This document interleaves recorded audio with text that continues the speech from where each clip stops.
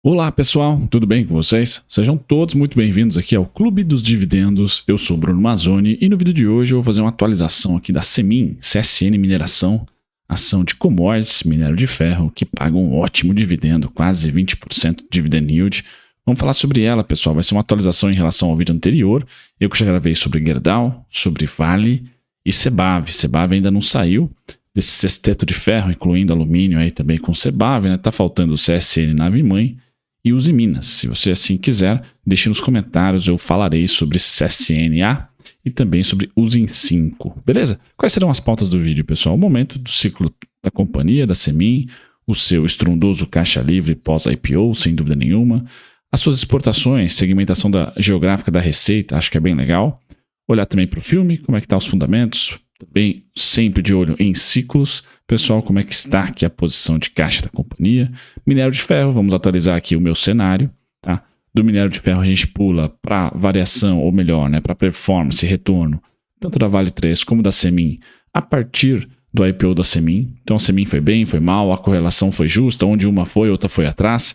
Quais foram os principais movimentos das duas e o CDI nesse período, só para ser chato, né? Só para falar que ele bateu as duas. Mas enfim, tá? Se você tá triste, inclusive um inscrito aqui no canal falou: poxa, Brunão, tô aportando há 2 anos e tô tomando um baile do CDI. Pois bem, a Vale tá tomando um baile da CDI. Então acho que isso já diz bastante coisa.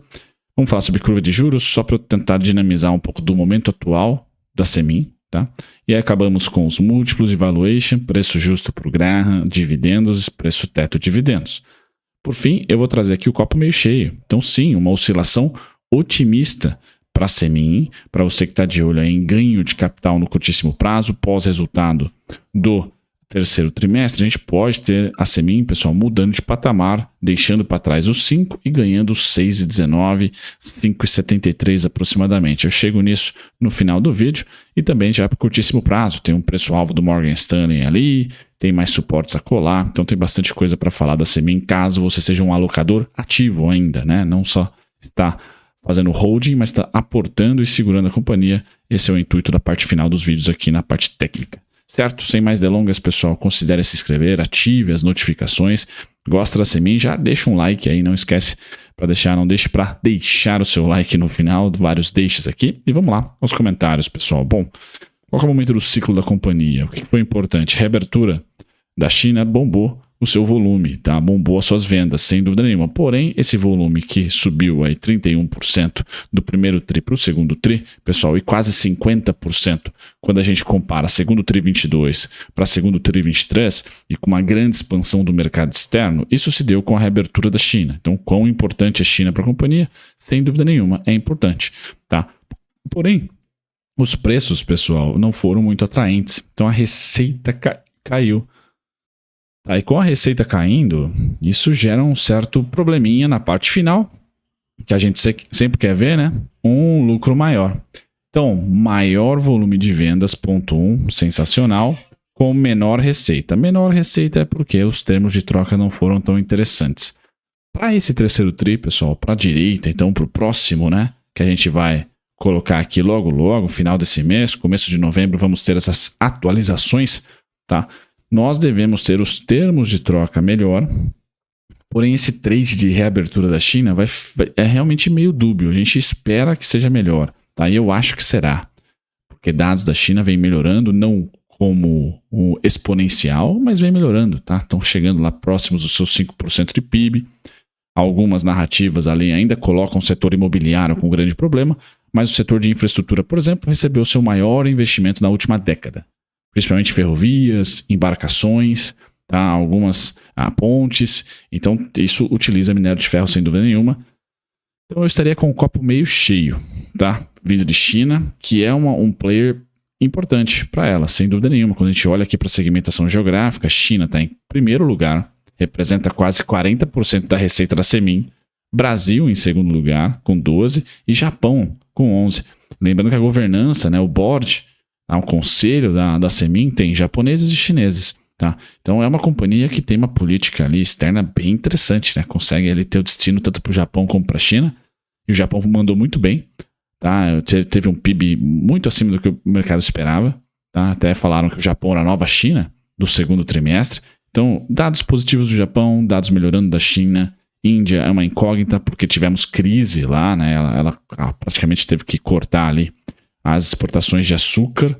Tá? Isso traz já um problema de inflação para a companhia e um problema natural, né? Um problema de natureza, idiosincrática ali, de clima, etc. Então, Índia eu tenho minhas dúvidas, mas com certeza, né? Japão e China eu acho que tendem a ser copo meio cheio para essa dinâmica da Semin. Quando nós olhamos aqui para o fluxo de caixa livre, pessoal, capitalizada recentemente, tem grandes investimentos, capex ali de 344 milhões aí no consolidado do segundo trimestre, sobrando 1,16 bi de caixa livre. Tá? Então, uma companhia que pode sofrer com os preços do minério, com uma recessão que pode chegar, sem dúvida nenhuma, mas não vai se alavancar. Não me parece que a Semin, em jeito ou maneira, vai voltar não, né? Vai começar a ter alavancagens de 3 vezes. Dívida líquida EBITDA, por exemplo, parece que vai ficar abaixo do 1. Beleza? Porque está navegando bem durante esse período mais conturbado. Quando a gente olha para o filme, é o que eu comentei, então ela tem 1,2 bi em caixa. Isso gera para a gente uma dívida líquida, um caixa líquido, então não há dívida que nos dê problemática. E os seus financiamentos, pessoal, mais ou menos em linha, tá? Nada estrondoso aqui. Então a geração de caixa dela ainda é bem positiva. Quando a gente olha para o operacional e tira aqui os investimentos e os financiamentos, a gente acaba aqui ficando meio que no 0 a 0, tá? Você tira somente a parte dos investimentos, o operacional, menos o investimento, o capex, sobra ainda 4,3 bi. Então, assim, uma companhia que vai indo muito bem. Eu só não acostumaria com esse mega dividendo, tá? É um payout super alto. Esse payout, a depender das condições macroeconômicas, deve secar, porque esse caixa não é infinito. Tá? Então, se a gente não tiver uma melhoria nos termos de troca e a companhia começar a ter um pouco de dificuldade, uma recessão, por exemplo, vai sair daqui, pessoal, tá? Vai sair daqui, esse dividendo deve ceder. Natural, tá? O que, para quem investe para longo prazo, tá tranquilo, tá? Óbvio que 2021 foi o topo do ciclo, agora fica super óbvio, né? 2021 e 2020 foram as melhores margens, os melhores resultados, tá? Agora ela está em um período, pessoal, depois de uma queda muito forte em 2022, a gente espera que 2023 é a minha expectativa, até pela dinâmica chinesa, que se chegue num piso, tá? Então 2023 deve ser ou o pior ano da Semin em termos de lucratividade, ou muito próximo disso, tá? Ou ali um pouquinho menos pior do que 2022, mas ela deve estabilizar a queda dos lucros, tá? E se ela pagou dividendo para chuchu até esse momento, pessoal, capitalização recente, sem grandes investimentos, barabim barabom. Para você, investidor de longo prazo, vai ficar órfão de 20% de yield ao ano? Provavelmente sim, mas não sei se vai cair muito mais do que isso. Beleza? Que a Semin e o minério de ferro estão resilientes por hora. No médio prazo tende a cair, tá, pessoal? Eu acho que nenhuma empresa de commodity consegue manter 20% de yield, tá? No longo prazo. Mas no curtíssimo você vai ficar ainda mimado por mais um tempo. Provavelmente, tá? Minério de ferro, qual que é o cenário que eu tenho, pessoal? Caranguejo, tá? Nesse mês aqui de outubro, entre 108,45 piso, 123,65 teto, está respeitando, o ano inteiro ele respeitou meu cenário base, então nada a reclamar aqui do minério de ferro. Agora confesso, pessoal, esse topo de 2022, que não era cenário base meu para 2023, que não é cenário base meu para 2023, ele pode ser alcançado, se não em 2023, em 2024. Ah, mas por quê, Brunão? Porque a China está reaberta. Então nós fizemos um topo em 2023 aqui com trade de reabertura. A sazonalidade é setembro, outubro. Setembro, outubro, já postei vídeos aqui no canal, tem sido assim. O minério de ferro é uma commodity de semestre. Então setembro, outubro começa a aquecer, vai terminar em março, tá? E aí esfria até setembro, outubro, depois começa a aquecer de novo. Então a gente espera, não, né? Eu tenho a expectativa, estou construindo o cenário base para o ano que vem, de uma possibilidade de 145. Caso a China continue a manter os seus 5,5% de crescimento ao ano, tá? E Japão indo muito bem, Coreia do Sul é outro destino de exportação, e o Brasil não decepcionando, né? Não crescendo que nem uma águia, mas também não decepcionando. Então é bem importante, por hora, 2023, pessoal, é o cenário base, o amarelo. Então a assimetria, infelizmente, está para baixo, né? Está muito mais próximo do teto do amarelo do que do piso do amarelo. tá? Mas não tenho, em hipótese alguma, um rompimento aqui de 2022, porque a China estava fechada naquele momento. Não faz sentido eu imaginar a tonelada do minério abaixo da mínima de 2022. Bom, quem bateu o CDI desde o IPO da Semin, pessoal, que foi em março de 21, é isso? Aproximadamente? Ninguém, tá? O CDI subiu quase 30% em 2 anos e meio, tá? Então, difícil bater o CDI, pessoal, infelizmente. Vale está caindo 9,8% e a Semin está caindo 24,42%. O que eu vou chamar a atenção aqui para vocês, pessoal? Nesse ano de 2023, a Semin está sendo melhor. Ponto final. Tá? A Vale caiu muito mais, a Semin lateralizou. A Semin em vermelho lateralizou. A Vale claramente em 2023 cedeu. Agora está lateralizando e a Semin continua lateral, né? Mas confesso, né? Tá na parte do teto aqui, ó. Então quem está com o copo meio vazio para o setor de mineração como um todo, é o melhor momento para se vender Semin, né? Tá cara pra caramba, tá no topo de uma lateralização. Legal? A Vale agora, no segundo semestre, começou a ter o mesmo movimento da Semin, ou um movimento muito parecido.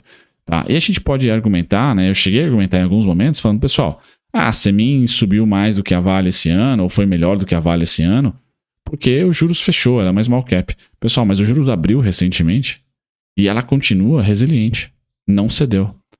Tá? Então não é a desculpa dos juros. Realmente, talvez esteja na conexão com o Japão, que foi muito bem esse ano. A Semin performa melhor do que a Vale nesse momento e não está super barata, né? A Vale está mais barata do que a Semin. Uma PL aqui de 10,95 vezes para a Semin, dividend yield de 20%, estrondoso, né? 19% para ser exato. Um PVP de 2,51, não dá desconto, e um EV/EBIT de 6,25, não é ruim. Mas é uma empresa cíclica, então nem olho aqui, pessoal. Olha o ROIC, acho que é até mais importante olhar o ROIC, então ver que ela está bem saudável na dívida. O preço justo de Graham está em R$ 4,35, então ela está 7,45% cara, segundo a fórmula de Graham. Quando a gente olha para os dividendos, pagou 96 centavos em 22, esse ano foi 45. Tá? Em 2023, o yield é de 9,67%. Me parece ser um yield mais amigável aqui para um ciclo bom do minério de ferro, mas não estrondoso como 2021 foi, e ela repassou em 2022. Em 2022, pessoal, nós tivemos datas cortes em novembro e tivemos datas cortes em dezembro. Tá? Ano passado, ela chegou a pagar 43 centavos aproximadamente. Tá? Então, assim, a tendência é que venha a chegar muito próximo de 2022. Tá? Eu vou colocar o preço teto atual, 45 centavos, tira 6%, dá R$ 7,50. A companhia, se ela não pagar mais dividendo, já está descontada. Hoje ela negocia a R$ 4,70. Tá? Agora, se ela mandar bala em mais... Eu falei, o número já esqueci. Né? Ela pagou aqui em 2022, 32 mais 10, 42, 43. Se ela mandar bala em mais 43, pessoal, aí o jogo muda. Tá? Sem dúvida nenhuma, o jogo muda. Chega a 88, muito próximo do ano passado. Tá? 88 centavos. Ela pagou 96 ano passado. Esse ano, então, 88. Caso ela repita os dividendos do terceiro e quarto tri. E confesso, o terceiro e quarto tri deste ano aqui tende a ser nos termos de troca. O dólar voltou a se valorizar e o minério de ferro se valorizou. China está reaberta. Olha, dá para se esperar de 85 a 90, pessoal? Dá. Tá? Não deve bater os 96? Provavelmente não. Mas 88, R$14,66. Tá? Então ela está bem descontada. Se você acha que ela vai mandar bala em mais uma data corte. Sem dúvida nenhuma, pessoal. O desconto. Vamos lá. Copo meio vazio, vamos começar com ele primeiro, com os pessimistas? Vamos lá. Com os ursos. Então, como que nós achamos o fundo da Semin aqui em 2022, pessoal? Fazendo esse movimento, Ctrl+C, Ctrl+V, tá? Copo meio vazio, o Ctrl+V tem que começar aqui. Por isso vocês estão vendo essa linha, tá? Essa teia de aranha aqui tá aqui, tá? Mais um vermelhinho, vamos para onde, pessoal? 2,30. Ponto final. Copo meio vazio, quem tá acreditando, show de bola. Em 2023, quem é o suporte, ou quem são os suportes? São dois, pessoal. 4,11. 3 para falar a verdade, né? 3,79, 3,71. Aqui é meu cenário base, não passa. Tá? Não tá com cara que vai passar.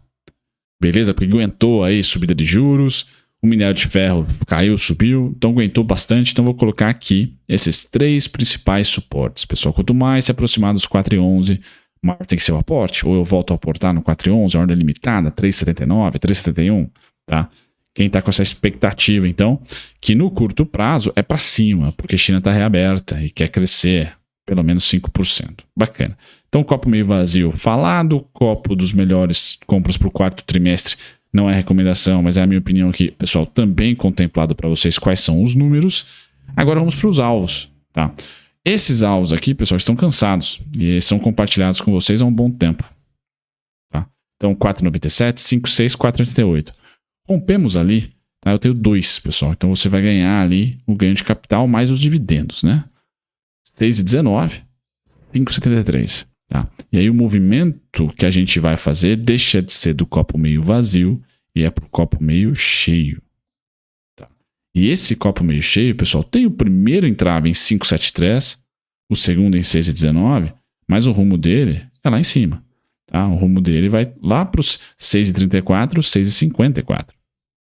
Beleza? Então aqui está um planejamento seu em relação ao aporte. Quem investe para longo prazo está com um cenário verde, pessoal, não tem por que diminuir o aporte agora. Você ainda está dos 4,70 até os 5,71 real ainda de margem de segurança, pelo menos, para um preço teto aqui para o 4º tri, sem contar que vai vir dividendos. Quanto? Eu especulei um pouquinho ali, bem parecido com 2022, pela dinâmica de reabertura da China e pelo bom crescimento japonês.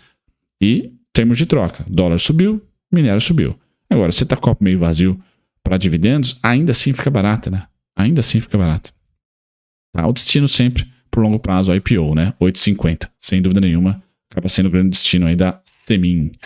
Passado do gráfico mensal, pessoal, vou aqui para o gráfico semanal, então, que tem um pouquinho mais de pontos técnicos, mas só queria chamar a atenção para o preço-alvo do Morgan Stanley, que está em 5,50. Então, o bancão suga bastante, né?